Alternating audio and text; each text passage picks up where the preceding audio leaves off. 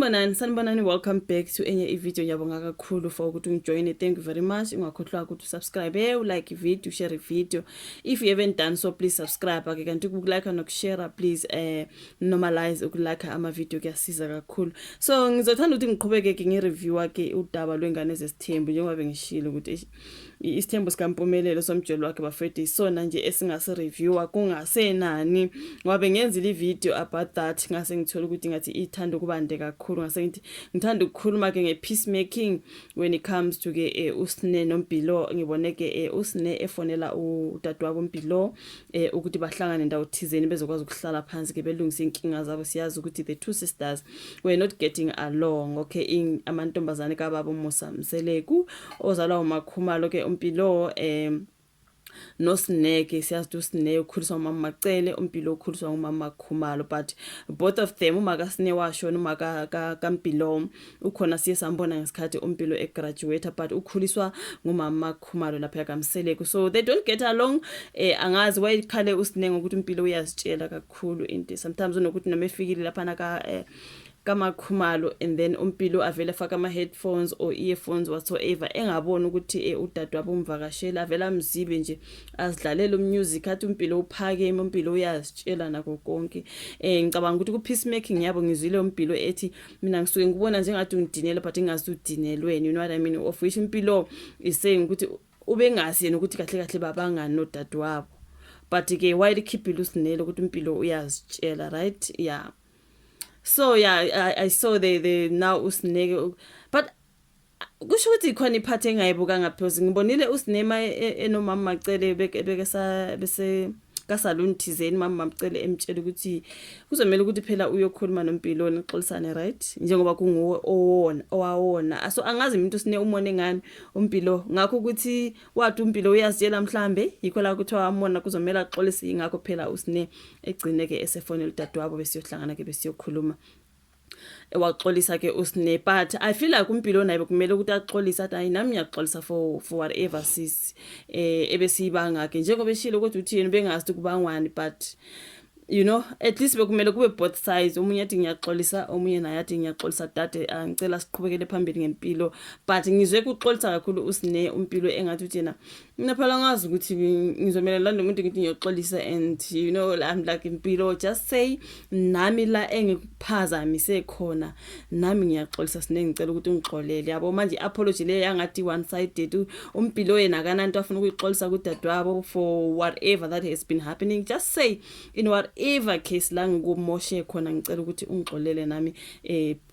Ngizwe engathi uSne nguyena kakhulu oxolisayo uMpilo ukuthi yena nje hayi uyajabula mangabe udadewabo ke embize ukuthi azoxolisa. Okay, yena hayi Mpilo bekumele nawe nje uthi okay nami siswami kulokho nje engiphazamise khona la ngiphazamise khona nje size singezwani nami ngithi I'm sorry. Ibizo wamnandi kube beyibe njalo, but for me isound engathi one sided. uSne uyoxolisayo uMpilo wamkela uxolo akanaphutha yena, you know what I mean. But anyways kuhle ngoba ke they had to iron that bayayinile ke ukuthi bazoqhubekela phambili. I was so happy ngizwa noMpilo sebuza manje ukuthi okay abantwana Sne, ngadala ngagcina kubona abantwana, ngabona abantwana uSne athi yeah sure, you know into ezikanjalo nje. I think kunegama lake lakhishwa ngoSne if I am not mistaken ukuthi uMpilo akabathanda abantu abakhe, something like that. I think I've heard that when it comes to ingane zesithembu, but not know if it's season 1, you know what I mean. Yeah, so konke lokho nje ukuthi nengane sikhulunyiwe ngiyacanga uMpilo uyasho ukuthi okay uthando uhlele embona bona at least, but lo munye yena akakaza athola ukumbona kudala agcina ingane. Ngiyacanga ukuthi nje wasebexolisene ke uMpilo sezothuka manje ukuthi abona abantwana bakadadewabo babe yifamily babe ngama siblings kube mnandi, all right. And another part is when ke uMpumelelo is taking ubhuti wakhe uLwandle ukuthi ayomitha ke igirlfriend yakhe entsha lebengikhuluma ngayo ukuthi amahle wakabiyela. Ebese ngishilo ukuthi I think ngizwe ukuthi ke uyingane kaBhudi kaSisuzi Mdola wasokhosini. So yeah, kuthiwa amahlebiyela kugeli. So Mpumelelo is taking ulwandle bayomitha ke amahlebiyela. I can see they drove, ulwandle was driving, then bahamba ke kuleyo ndawo bafike ke bahlala ke etafuleni, they waited for ugeli ukuthi afike. Wafika ku amahle Nkosi yami, ngizwe ulwandle ethi hayi yena ke uyabakhetha ke uMpumelelo, yena une type yakhe, of which ngizwile abantu abaningi on the comment section kuthiwa ke hawu uMpumelelo yabona une type yakhe nje, yabona labo sisi lapha. You know, it's just that a lot of people are body shaming. Angazi why ni body shame abantwana, you know what I mean? But anyway, type yakhe neMpumelelo Nkosi yami, you know, noma singakhuluma ke ukuthi umjolo nje kaMpumelelo uyathanda ukudina sometimes, but ke anyways we have to review the show, okay? Ulwandle naye says the same thing ukuthi uMpumelelo une type yakhe nje, Nkosi yami uyakhetha. Muhle umntana kaBiyela, inhle ingane yabantu esingakwazi ukuthi uzomela yini umsangano kaMpumelelo, because mina ngikaze ngibagxeke ogeli bonke nje.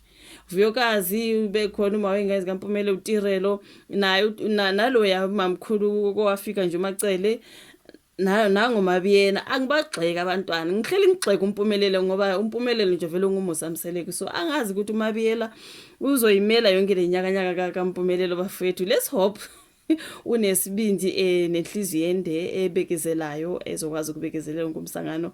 Bengikhulumile ukuthi ngibona abantu kama comments, because eqinisweni bengazange ngabuka the whole episode, but now sengiye ngabuka the whole episode, okay?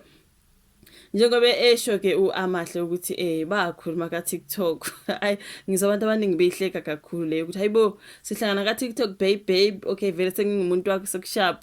That's what she said. She's talking about how uMpumelelo wam DM lapha ka TikTok baqala ukukhuluma, and then from there I say right, you know what I mean? So this is how Mpumelelo meet ama-girlfriends wakhe bafowethu. Vele aba DM uma bathandile yabona ka social media DM ngiyaqala ukuxoxa nje athi hayi babe sekuright zisukile, okay sekuright, singumuntu wami nami umuntu wakho. Angazi ke umntana abantu Nkosi yami uMabiyela lesobe uzomela ngomsangano esotirelo nje, njengoba bengathi bayambhulisha ngale baba uMusa Mseleki benompumelelo ukuthi akayohlala eMzumbe engafuni. Ngizwile nje yonke leya nkulumo, akafuna ugela ukuhlala eMzumbe kodwa ngathi uyaphoqa ukuthi sizokushada only if uzovuma ukuhlala eMzumbe. It's like yona nto abayisho is a take it or leave it, ukuthi if ungavuma ukuhlala eMzumbe ke sizozenza into eziright by you, okay? Bese uzohlala eMzumbe, bese then ke from eMzumbe ke musuhlalile phela kwazi ukuphela ukuba unkosikazi ungazange uhlale lapha ngaseMzumbe, okay? You have to start there, impilo iqala lapha according what I heard baba uMusa Mseleki. So ugeli nje yena uthi hayi ngena noMpumelelo kabakuthanda eMzumbe. uMpumelelo athi hayibo ungangifaki mina ngikhulele la, you know what I mean? So I do not know, I feel like they were trying to bully her into agreeing ukuyohlala eMzumbe. Angazi ukuthi siyezwa phela ukuzohlala uMakhwela no Sneh. Mind you phela omama sebasuka bonke mangwabe unomuzi wakhe umayeni umuzi wakhe uMakhumalo wakhe umamkhulu siyazi bevele sihlala ngase Park, right? Sibonile nje mayifuna istand nani. So mama bonke baphumile eMzumbe kwathiwa kuyohlala uMakhwela the fifth wife no Sneh. So now they are maybe trying to get unkosikazi kaMpumelelo oqala naye ahlala eMzumbe, okay? So ayi uTirelo ngathi hayi uMzumbe akusona into zakhe. So angazi ugela ukuthi uzogcina yenze njani ngoba ungathi ubabano babezala they are trying to bully her into staying eMzumbe. Ugeli she's a city girl, so into zaseMzumbe emakhaya uthi is far away from everything, okay? Is far away from everything, she's not going to manage. Yena noMpumelelo besethi hey ungangifaki endabeni zakho, mina ngikhulela la ngizongahlala kanjani eMzumbe because ngikhulela la. But ngicabanga ukuthi unamanga uvele yena vele uzobe engahlali lapho, uzobe ehlala kwamanye amantombazane wakhe. uTirelo will have to stay there alinde uMpumelelo azafike njengaloku nje baba uMusa Mseleki nje udrya nje I mean unamakhosikazi awu5. So uTirelo uzohlala eMzumbe, uMpumelelo ayilo ke drya ngabo uMabiyela ngala sazi kunomazi bani abezibuyela ngesikhathi ebuya ngaso esazama ukufuna amanye amantombazane amasha.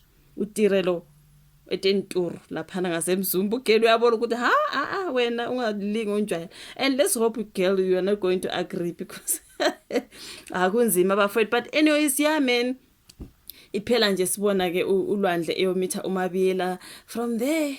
Angazi bona idrama nje Sithembu sikaMpumelelo yona nje into engiyibonayo isenza kwingane zesithembu like I said my last episode ukuthi ingane zesithembu is like it's about Mpumelelo nentombi zakhe uma kungasabanga noSine nedrama yana kaSine uMpumelelo nabo makoti bakhe abaningi angakabashada basengama girlfriend whatever it is kuthiwa isithembu somjolo mangizwa angazi.